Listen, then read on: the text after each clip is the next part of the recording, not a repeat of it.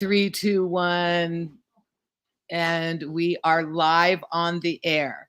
So, my name is Trish Triumpho Sullivan from Downtown Book and Sound in beautiful downtown Salinas, California. And I'm here today with the author of the Orwell tour, Oliver Lewis, and he's joining us from the UK. So, thank you for staying up late, Oliver, and welcome to Downtown Book and Sound. No, it's nice to be back. As I visited your store, obviously in August, and fell in love with your bookshop and the owners very quickly. So it's lovely to see it. Are you actually in the bookstore now? It looks as if you I am. You are. Perfect.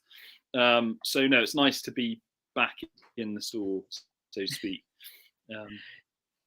So we were very lucky. Oliver Lewis came into our store while he was researching his latest project, and we kind of hit it off.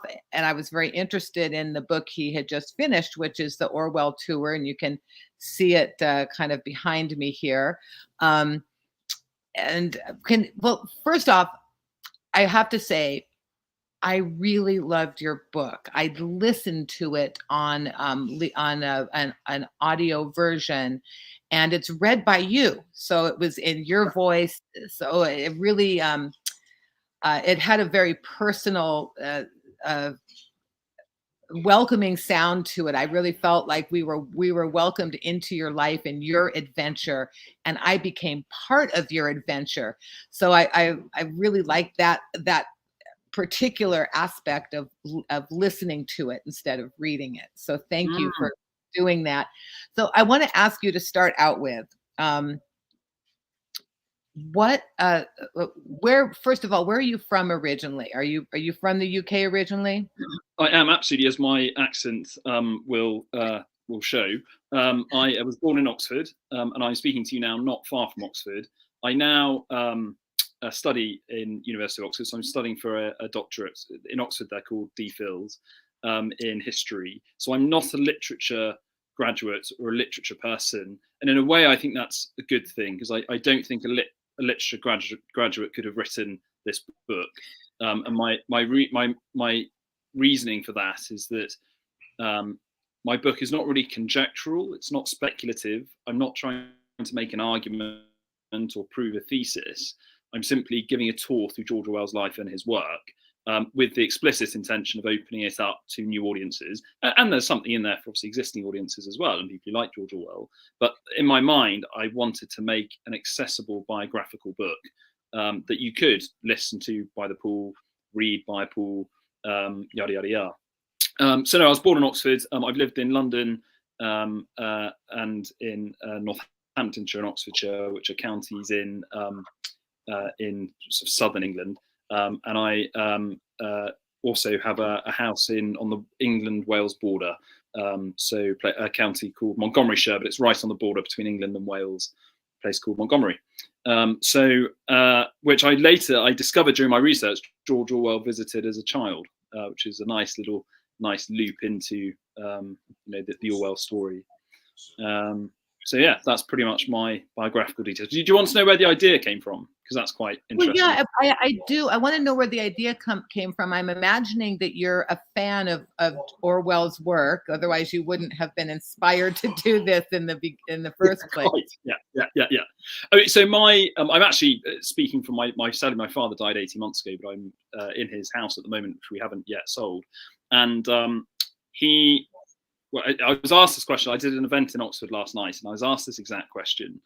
And from a very young age, Orwell was always around because he was my father's favourite author. My father was actually a materials chemist. He not into literature either. A bit like me, I'm a historian. I'm not really a literature type person. But George Orwell was his favourite author, and he'd also been my grandfather's favourite author. So when my grandfather died and we emptied the contents of his house, all these books by George Orwell, they came to my father's house, and my father had most of the works as well. In the preface to the book, I have a very vague recollection of watching 1984, the film, with my dad or with my family when I was very, very young, age 6 or 7. So I wouldn't say we were an intellectual household as such, but there was lots of intellectual content around as I was growing up because my parents were both academics. So that was really where the interest began. I read Animal Farm when I was 13. I definitely remember doing that independently, not with school. Anyhow, over the next, I don't know, 15 years, so what that would be sort of 2000 to 2015 or so, I read almost all the novels, all the collected essays. So by around 2015, 2016, I was very aware of who George Orwell was and knew enough about his life to understand the significance of various places in it, down and out in Paris and London, Burmese days, homage to Catalonia, all those places registered with me as places associated with Orwell. Anyhow, I worked, I'm obviously now in academia, but I worked for 5 years in banking in London, hated my job, I detested, loathed my job. I was sort of, just, what was it called? Square pen in a round plug. I can't remember what the phrase is now, but it was ill-fitting for me. Partly because I think my desire to go into business was a reaction against my parents. I didn't want to turn into my parents. I didn't want to be an academic. But I was saying last night, it's sort of a compass point that keeps trying to find north, and I was clearly much more academic than I'd given myself credit for. Anyway, I resigned my job, applied to do a master's program in London, University called King's College London. Was accepted, and then I resigned. Then I had a very long summer, so I had 3 or 4 months of nothing. And 3 things happened that created the idea for the Orwell tour. The first thing was a friend wanted to go backpacking in Burma, in Myanmar, so we booked the flights, and that was all sorted out for the September. I used to be a high school teacher in Calcutta in Eastern India, which I did before I went into banking after leaving undergraduate school, undergraduate degree to work. And the people, the husband and wife who ran the school, very eccentric, interesting couple, own a very small Scottish island there's an area of Scotland called the Hebrides, which I suppose it's a bit equivalent perhaps of the Barrier Islands in the Carolinas or Martha's Vineyard. It's a series of islands that are off the coast, and some of them are very big. Anyhow, so these friends owned a small island very close to Jura, where Orwell wrote 1984. And I had known that Orwell had written 1984 on Jura, and they invited me up for a week. So I was going to close to the place that George Orwell wrote 1984. And then the third thing was that my best friend from university, his parents live in Suffolk, near a town called Southwold, and they again had said, well, you're not working anymore, come up for a week type thing. And it suddenly dawned on me that these 3 places, Burma, Jura, and Southwold, were all places that had a very strong link to George Orwell. And I thought, why don't I turn each trip into an Orwell themed trip and write about it? Now, it was really quite a bold thing to do because, I gave up English at 16. I didn't enjoy my English curriculum in my high school. My degree was in history, not in literature. I didn't have an agent, didn't have a publisher, didn't have any of those things. And creative writing was something I never really took to. Again, I gave it all up at 16. But I started and I wrote these 3 essays about these 3 places, and I started sending them to friends and said, is it worth it? Should I carry on? Is it, are you enjoying it? Anyway, about 10 of them, they're all listed in the acknowledgement. They all emailed back and said, oh, absolutely loved it. Where's the next one? Carry on, keep going. And so that encouragement, just sort of kept me going. And then I drew up the list. I tried to get a good balance between British sites and overseas sites, mainly because, at the point in time of speaking, most of the sales have been in the UK. So it's a British audience. And a lot of those places, by British standards, are considered quite mundane, ordinary places. Of course, to an American audience, that's absolutely not the case. So for some Americans reading about these British places, but oh my God, I want to know more. I wanted more British chapters, but I had to balance that against the need for the British audience to have international sites. So I mixed the British with the international. And Orwell, for his time, travelled hugely. India, Burma, now modern-day Myanmar, Marrakesh, Spain, France. So they all feature interspersed with the British chapters.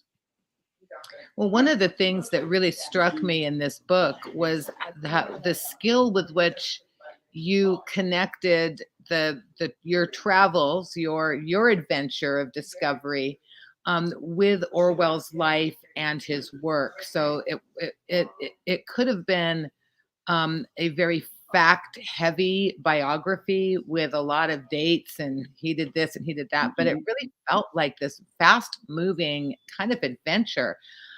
So how did you pull that off? That's great. Well, good question, to be honest, because when I read the audiobook, you were joking before the session started. I was reading this thing, and reading an audiobook is incredibly difficult, particularly when it's your own work, because the pressure's on, and because you constructed every sentence, so and the intonation, and so very very difficult. But as I was reading this thing, I thought, my God, did I really do all of this? And B, did I actually write this? Because some of the descriptions I tried to blend some interesting use of metaphor and simile in various contexts to describe the things I saw, and somewhat biased, I know, but I think it does carry off quite well as a complete uniform item. So I think my honest answer, where did I develop the capability to write like that?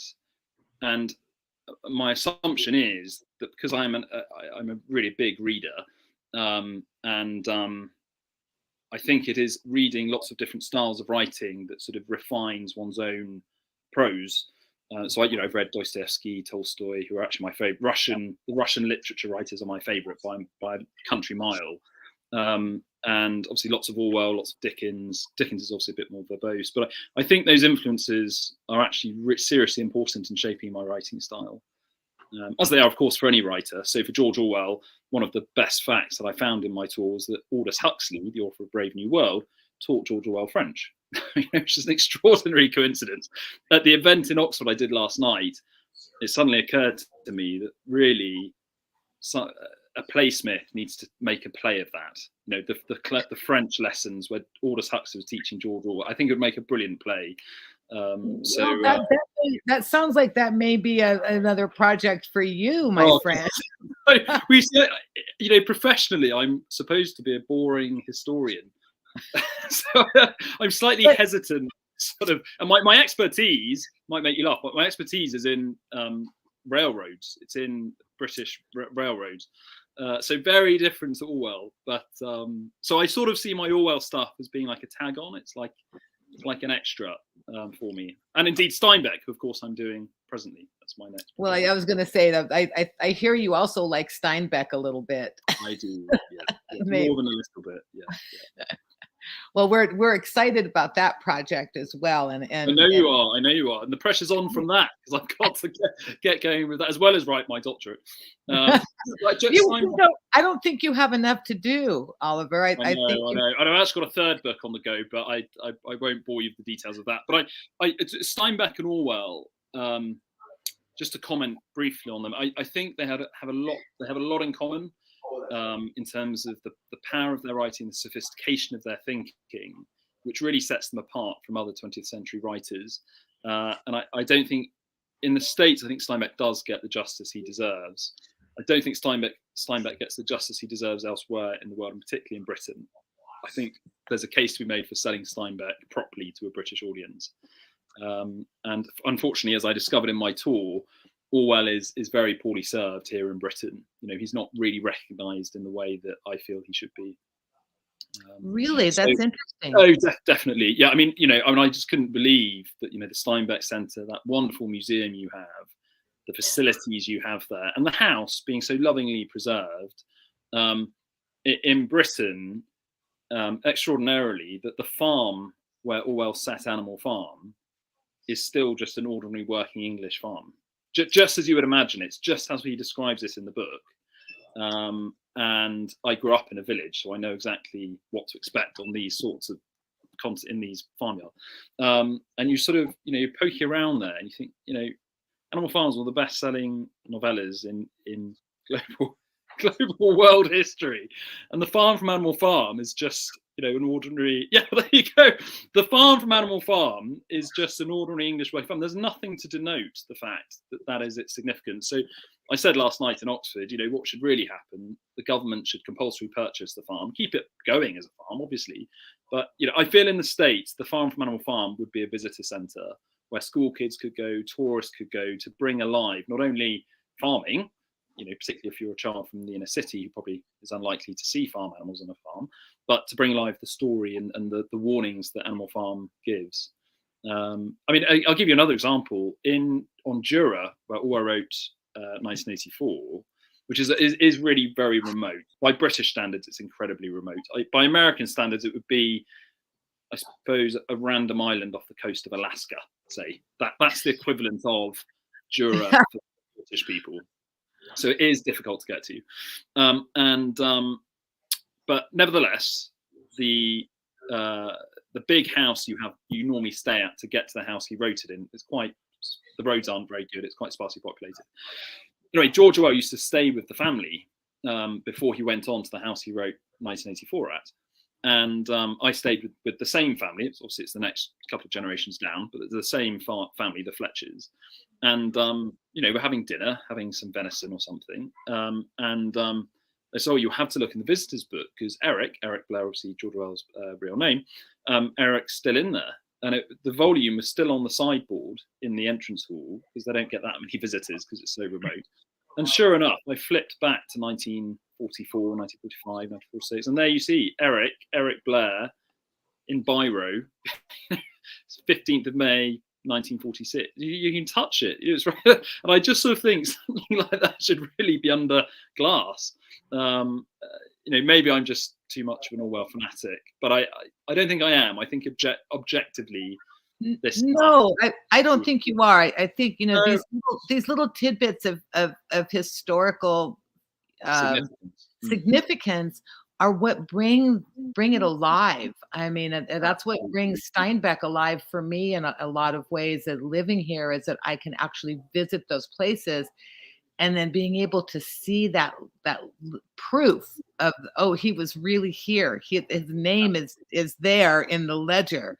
It's precious. And actually, I say, if Britain had an Orwell Centre like you do, it's the sort of thing that would be under glass in your National Steinbeck Centre. But anyway, I can't complain too much. Britain, there are lots of things to complain about in Britain, but that is definitely. I do think you over in the States, you guys are much better celebrants of your literary heroes. I think we have managed to do a good job with Steinbeck here in Salinas and in this area. I understand that they've just made his house on Long Island where he lived when he died into a museum and visitor center now as well. Oh, so Sag Harbor. Yeah, in Sag Harbor. That would be really cool if that was something that they did in the UK for Orwell. Absolutely. Because wow, this is his writing is just so powerful, and your book about his biography, his life, and his inspirations. It's actually a book that I'm going to reread, and it made me want to visit those same places. So I think you've succeeded in your book. No, really, because you said, boring old history. Well, when history is told properly, it's not boring. It's a story that is engaging and exciting. And like I said in my review of your book, it really is a fast pace. It moves right along. I was concerned that I might lose interest, but I never did lose interest. And because I love his writing, I was fascinated to know what he was experiencing while he was writing these books. No, I think that's an interesting point you make. I think because I flip. So there are three things that I'm flipping between. The first is his life details, so that's the biographical aspect. The second are the sources, the historical sources. And again, I didn't realize this at the time, but because I am a historian, there is that sort of flickers through a lot. I do it subconsciously. It wasn't intentional, but there is a sort of underlying bubbling brook of historical relevance and also other historical details like the Second World War, the First World War. So that gets in there. And then the third thing, of course, is my own travel experiences, which, are often fairly mundane. It's what I had for lunch or what I was doing with my dog on a certain juncture. And so I suppose, and that again sort of plays the fact I didn't want to write a heavy walking through treacle, as we say in Britain. You just get bogged down in detail. And because I work in academia and I really dislike that writing style, because it's not accessible. The whole point of the academy, in my view, is to sell your ideas, sell the content, spread awareness, spread education. And so if your book's not accessible or your work's not accessible, then you're not going to spread the message. So I suppose that mix, wherever I get too heavy in the book, and there are various junctures where I get a little bit philosophical, I then jump to, George is smelling some flowers down in the meadow, or isn't that a beautiful view or something. So I suppose it's a light read for most people, but as you say, it's informative and educational and historical, and it's just so wonderful. I mean, last night, as I say, we had this amazing event in Oxford, and these people came up to me who had just discovered the book, randomly in a bookstore somewhere in London, and they then just students at Oxford, so then came to Oxford and came to the event, and she said similar feedback to you. It's just I felt as if I was with you, which is a really nice thing to reflect upon, because it's almost, when I look back now to my tour, it's not just me doing it, it's me carrying with me all of these wonderful people, including you, Trish, and your partner that I've met along the way, and it's like you were all with me and I took you all through it. And that's the exact feeling that I had really when listening to your book, was that you had brought me along as a companion on your travels, and so I'm kind of privy to these insights that you have. So it's really great. And I just comment there on it is quite an unnerving thing having a book published, because it was a very personal trip, and it derived from those odd set of circumstances that various friends that had all aligned. And somebody asked me last night, did you want to be an author? Do you want to be famous? Do you want to do it for the money? And I said, no, because none of this, it's not my job. I have a proper job, a proper academic, job. And so it was always an extra. And I did it. Of course, it's nice to be published. Of course it is. But I did it because I felt the job needed to be done, because no one had done it before. And so it was really doing justice by him, by Orwell. And so there it is. It was a project that I felt had to be done. No one else was doing it, so I better go ahead and do it. Well, I'm glad you did. I have to say that I've greatly enjoyed the book. I can't wait to get copies into the store. In the comments, I did put a couple of links to people to buy direct from the publisher on bookshop.org, which is also available in the UK. So if you can't go to your local bookstore and pick up a copy, which I highly recommend, because local bookstores are important. They are, absolutely. And so if you're watching this, go to your local bookstore and buy a copy or request a copy. But for some reason you have to buy on the internet, please do buy, go to bookshop.org and support your independent booksellers through them. Or go to libro.fm, which is the audio books that also support independent booksellers. And pretty much every independent bookseller in the world is going to be on one of these platforms, because they want you to support them as well. So, so please do so. And I do highly recommend this book. Definitely grab a copy. And it's inspired me to what I want to do now is I want to re-listen to the Orwell tour. And then I want to reread Animal Farm and 1984, and then some of the other ones that I have not read of his. So, Yeah. so listening to your book has inspired me to do more reading and to inform myself even a little more about him and his writing. So I'm actually going to go a second round, and I'm going to re-listen to your book again.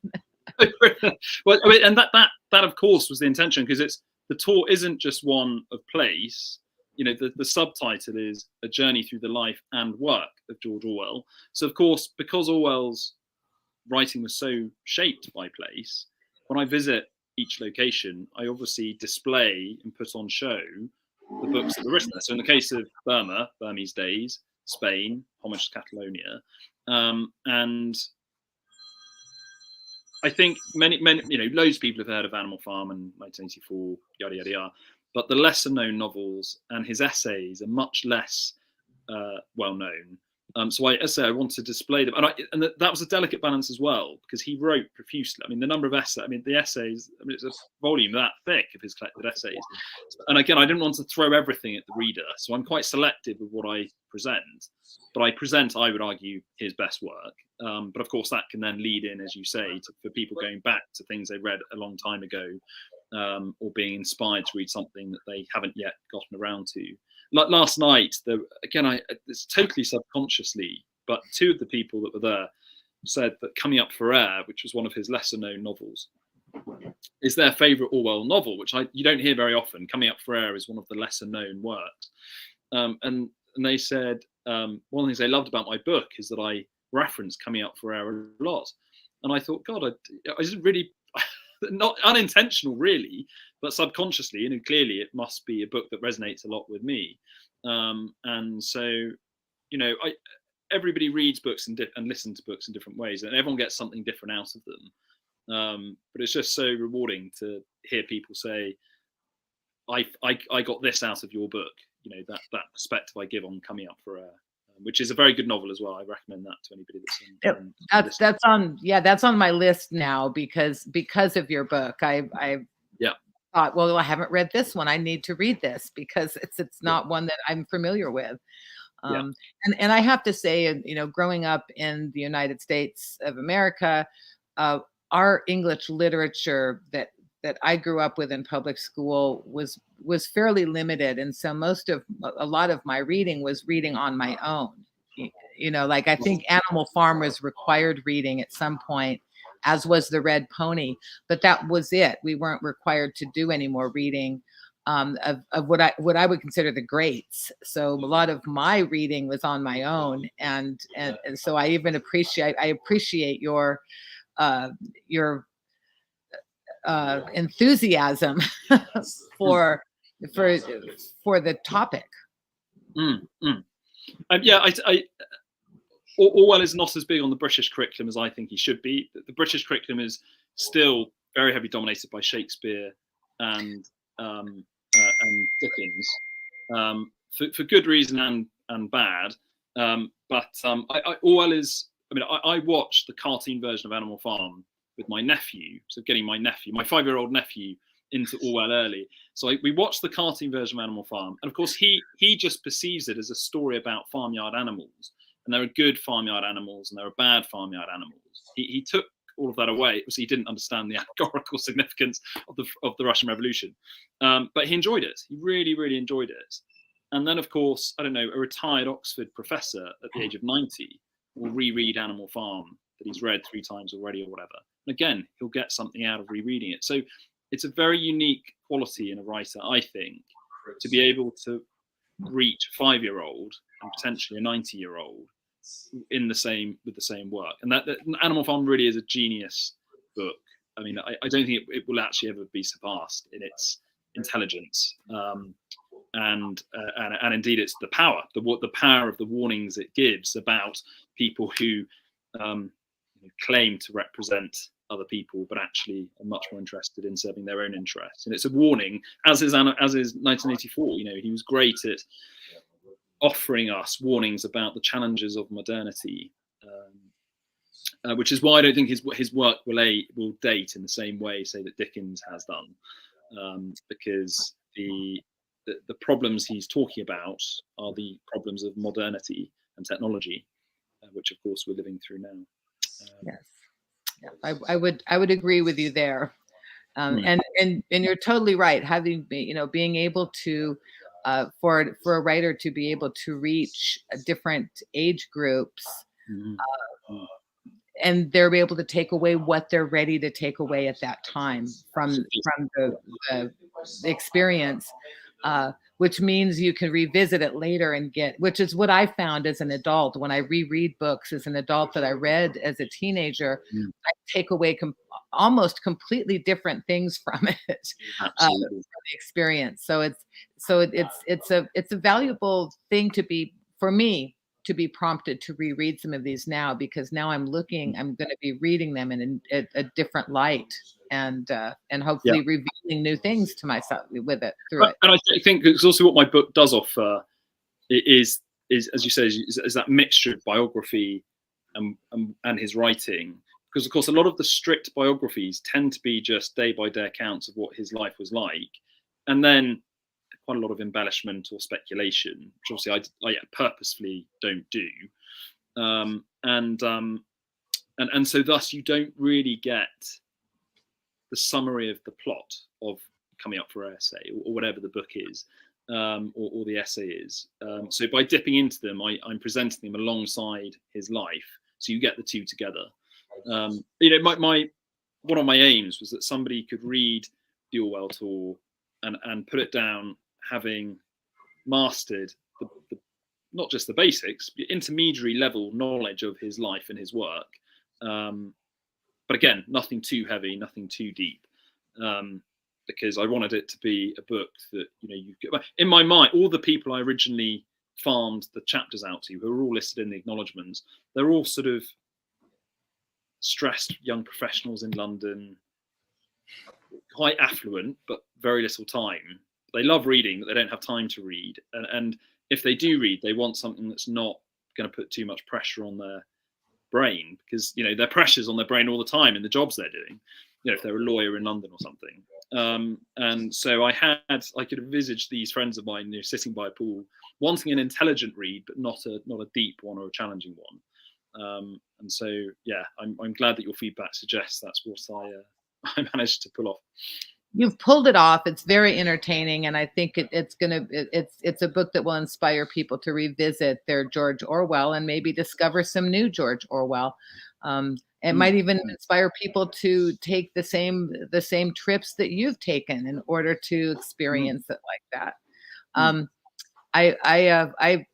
Your work's brilliant. So thank you for sharing it with the world and not just with your few friends. So we appreciate that. Yeah, I mean, if some of them had said it was rubbish, give up. They'd probably been put in a loft somewhere and ignored. But it was. I mean, when I look back, I think, God, I was mad.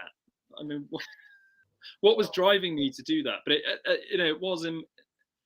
There's a wonderful. Unfortunately, I gave away my last copy I have at my father's house of my book. I gave it to a local school on Friday, day before yesterday. So I don't have the book with me, I'm afraid to say. But there's a quotation in the acknowledgements in my book that Orwell's commentary on writing a book. And he says, writing a book is like having a horrible illness. No sane person would ever do it, because and I can't. The amount of editing, the proofreading, the sorting the illustrations, the front cover. Have you forgotten anyone in the acknowledgements? Like all of these things, like constant, never ending to get a book to print. And for virtually, definitely negative financial returns. Obviously, the cost of all the flights and all the travel. I'll have to sell 100,000 books to pay it off, type thing. So it really was just something that I thought it was to do justice to George. I've obviously now moved on intellectually. I've moved on to Steinbeck, but George will definitely always be with me. The quotation I end my book on is an account of Orwell by Malcolm Muggeridge, who's, I don't know if you heard of Malcolm Muggeridge. He was a British sort of literary critic, quite well known in Britain. He possibly didn't make it over to the States, but he was a very close friend of Orwell. and he used to write for newspapers in Britain. He died a long time ago now, but he was quite well known in the 60s and 70s. And his description of George Orwell was that he stands alone in every sense, and that was my subtitle for the last chapter, which is the death and the grave chapter. And so Malcolm said George Orwell really is unique, and my research, my journey through his life made me realise those qualities that Malcolm Muggeridge described so accurately, which is why I put that quotation at the very end. Orwell absolutely does stand alone in every sense. In the same way that you travel with me, or you say you travel with me in my travelogue, I think Orwell sort of stays with you, throughout your life. It will certainly stay. It will stay with me anyway. I will think about it, sort of references in everyday life. Think, what would George do? What would George think? So yeah, it's lots of good life lessons in his work. And absolutely. And you've definitely highlighted those in your book as well. So that's just a brilliant. You've done a brilliant job. I think that we probably have kept you up late enough. It is, yes, 20 to 12 here. And I'm unfortunately, England doesn't really get your nice American football, New England style falls. So we had about 10 days of very nice sun, sort of New Englandy style fall. And now suddenly it's cold, and it will stay cold now until probably early March. So England has suddenly turned. Well, I won't tell you what a beautiful day we're having here, because I don't want to rub it in, but I think it might be around 72 degrees and sunny right now. Gorgeous. I can imagine. Yeah. I mean, I was so taken by your town, by the county, and California as a whole. We haven't spoken since I went up to Lake Tahoe, have we? But Lake Tahoe is just on another level. It's incredible. I was just watching a show on TV on PBS about the life of Leonard Nimoy, who Mr. Spock in Star Trek, and how his house in Lake Tahoe was his retreat and his very special place. And the worst thing that happened to him was when he could no longer go there, and he had to sell his house there. And I thought of you at that moment, because I know you had gone there, and I understood from your postings that it was quite a wonderful experience. Oh yeah, I mean that experience will stay with me forever. That there's something about Lake Tahoe. I totally understand. I know it's a bit of a cliche, but I really can see why it is so legendary in the American psyche. And something that made me really smile was that everyone I met there kept saying, "Oh, you've come at the wrong time. It's so busy. It's so crowded." But by British standards, I mean, it was dead. So it's that funny, contrast between how Americans and British people view problems. It was I felt very, splendid isolation for most of my experiences at Lake Tahoe at peak holiday time in August. So anyone who's listening about Lake Tahoe and says it's crowded in August, remember what the British person said who spent some time there. Yeah, it's pretty excellent. It is truly. And you're doing so. Before you let me go, I will say what a delight it was to discover your bookstore. I discovered another amazing independent bookstore at Truckee. Another independent that again, just really interesting selection of stock. What's the name of the bookstore in Truckee? I can't remember. Well, if it's on the main street in Truckee. Really, I'll look it up and put it in the comments so that people are visiting Truckee, they can visit there. There's also a wonderful one in Reno, which is close by to Lake Tahoe, called the Sundance Books. I think it's called the original brilliant Sundance Books or something like that. It's great. I wish I'd known that, because I drove through Reno on the way to. I could have stopped off.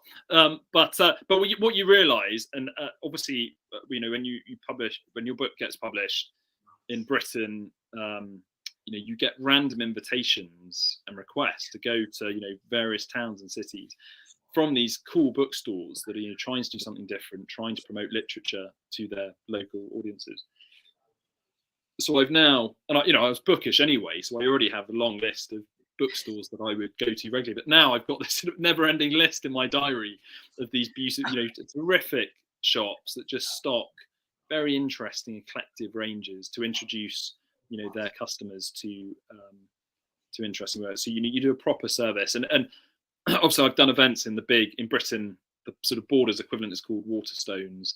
It's always the same stock. It's always the same sort of customer service. But the indies, you really do have a prized place, I think, in authors' hearts, because you're doing the proper job really of book selling.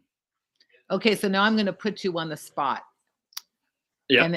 And I think this has to be your local bookstore. So what's your favorite local bookstore to where you live at, so we can give a shout out to your well, that's a great way to end, isn't it? And in fact, an even better way to end, because the bookstore is in the book, in my book, in the Orwell Tour, because George Orwell used to work in a bookshop in London, and he wrote a really lovely essay called Bookshop Memory. Obviously in England we call them bookshops, not bookstores, called Bookshop Memories. And he describes what it's like working in a bookshop. And it's a very funny art for anyone who's worked in a bookshop. And I used to work in my favorite bookshop.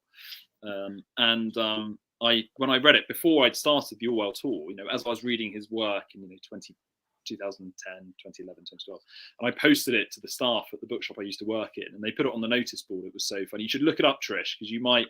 Some of the cultural references might not read across. I don't know, but they certainly, for Brits, it's so accurate and so funny. Anyhow, so the bookstore is called the Old Hall Bookshop in a town called Brackley, which is the same town that I went to school in. It's about half an hour north of Oxford. It's sort of an English market town, we call them, and it's in a beautiful old hall, Queen Anne, we call it, Queen Anne style architecture, so sort of early 18th century architecture. And so it sells secondhand books and new books, a bit like your store, Trish. And it was founded by two very, very bookish intellectual people.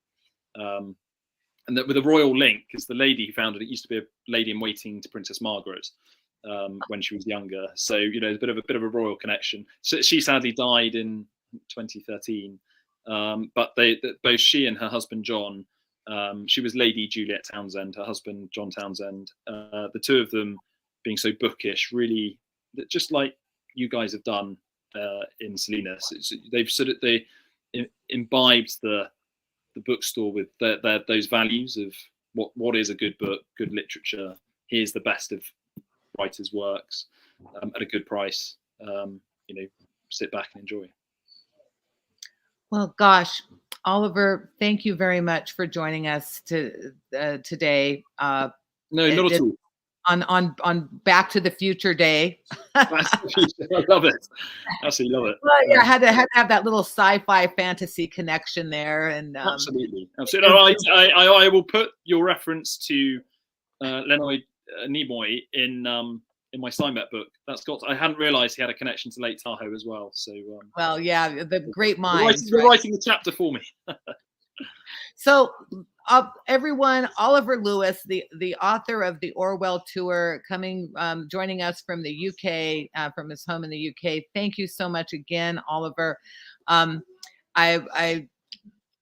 sure everyone who's joining us will enjoy this, and it will be available to watch later. And anyone who wishes, we're gonna be offering a very special, one of a kind, limited edition book plate signed by the author no matter where you buy your book at. Send me an email to downtownbookandsound@gmail.com if you'd like a signed book plate, and we'll make it happen.